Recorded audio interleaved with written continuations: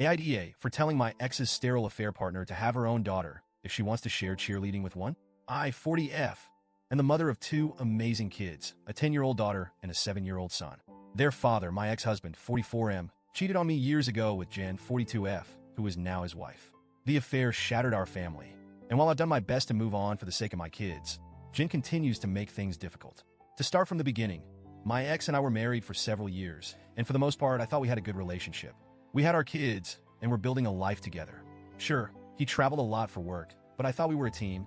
Then Jen came into the picture. Jen wasn't some random woman. She was dating someone in my ex's friend group, and we crossed paths regularly at gatherings.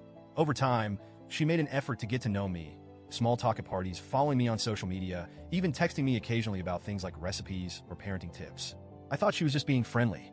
I was completely blindsided when I found out she had been sleeping with my husband. I'll never forget the day I found out. My ex sat me down, looked me in the eye, and told me he was leaving me. Just like that. No warning, no attempt to fix things, he was done. He said he had fallen in love with Jen and wanted to start a new life with her. I remember feeling like the ground had been ripped out from under me. I had to pick up the pieces for the sake of our kids, who were too young to understand what was happening. To make things worse, Jen tried to play the victim. She claimed she didn't mean to hurt me, that she hoped we could all get along for the sake of the kids. She even suggested that we could be friends again someday. I was furious. How could she think we'd ever be friends after what she did? But I kept my composure because I knew my kids were watching. Fast forward to now. My ex and Jen have been married for several years. He only has custody of the kids 6 days a month, which is partly because of his demanding work schedule. He travels out of state frequently, so this arrangement keeps the kids with the parent me most of the time. Jen has no biological children of her own. She and my ex made a point to tell me early on that she's sterile. I never asked, but they brought it up, hoping I'd share the kids more and encourage them to see Jen as a second mom. I made it clear from the start that I wasn't interested in co-parenting with Jen. She's not their mother, and she never will be. I've always supported my kids having a relationship with their dad, but Jen's involvement is not something I'm willing to facilitate. I've kept things civil for the sake of the kids, but I've also set firm boundaries. Jen, however, doesn't seem to respect those boundaries. Which brings us to the current issue. Jen was a cheerleader in her youth, apparently a very enthusiastic one. She volunteers with local cheer programs and has been trying to get my daughter into cheerleading for a while now. My daughter is not interested. She's more into art and science, and while she's tried a few sports, cheerleading has never been on her radar. A couple of weeks ago, my daughter came to me visibly upset. She told me Jen had been pressuring her to join a cheer program and that her dad was backing Jen up. She said they'd been talking about it during her last visit, and Jen kept going on about how much fun it would be and how it was something they could do together.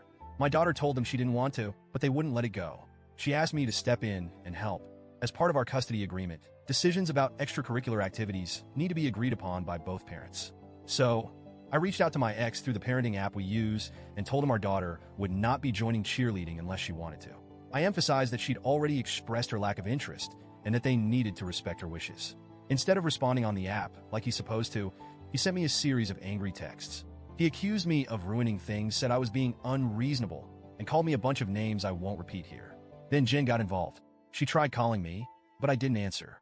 I don't see the point in engaging with her directly. But a few days later, I ran into her at a store, and she decided to confront me in person. It started off somewhat civil. She said she felt like I was punishing her by not letting her bond with the kids. She went on about how she's been in their lives for years, and how she has every right to share things like cheerleading with them. I told her, calmly at first, that she doesn't get to force my kids into activities they don't want to do. I said our daughter isn't interested in cheerleading, and that's the end of it. But Jen wouldn't let it go.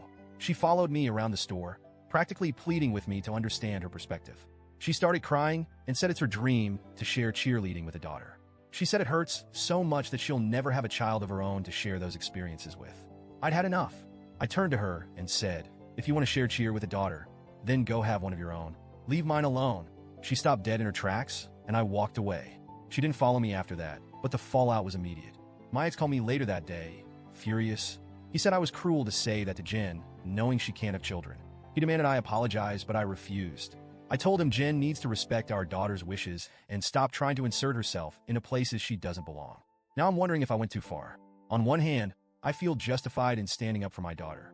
She shouldn't be pressured into doing something she doesn't want to do, especially by someone who isn't her parent. On the other hand, I can see how my comment might have come across as harsh. I wasn't trying to hurt Jen. I just wanted her to back off. So, Reddit, AIDA?